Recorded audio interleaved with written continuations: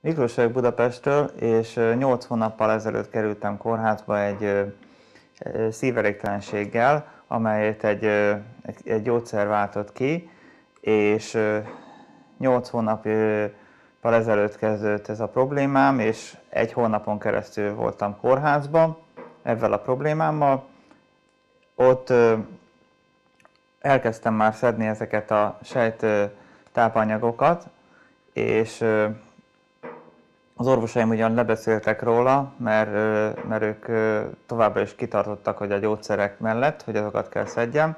Én azokat a mai napig is szedem, de rendszeresen járok vissza kontrollra, ellenőrzésekre, és a orvosaim csak csodálkoznak azon, hogy milyen szinten javul a teljesítményem. 19% volt a szív teljesítményem, amikor bevittek, és most már 25-ről tovább javult 31%-ra.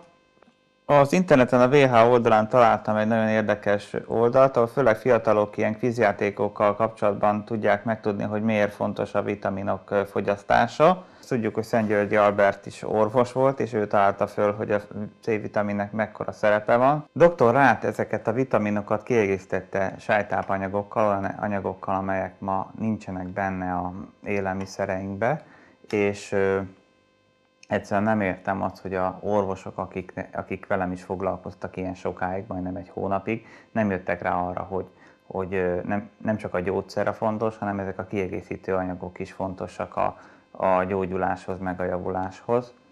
És szerintem nagyon hálásak lehetnek azok, akik ezt a készítményt szedhetik. Olyan kinek állhat érdekében, hogy milyen sokáig betegek maradjunk, mikor az interneten meg mindenfajta információkon keresztül hozzájuthatunk ezekhez a sejttápanyagokhoz. Szerintem nagyon sokat köszönhetünk dr. Ráthnak, és az orvosoknak is ezzel kéne foglalkozni egy kicsit többet.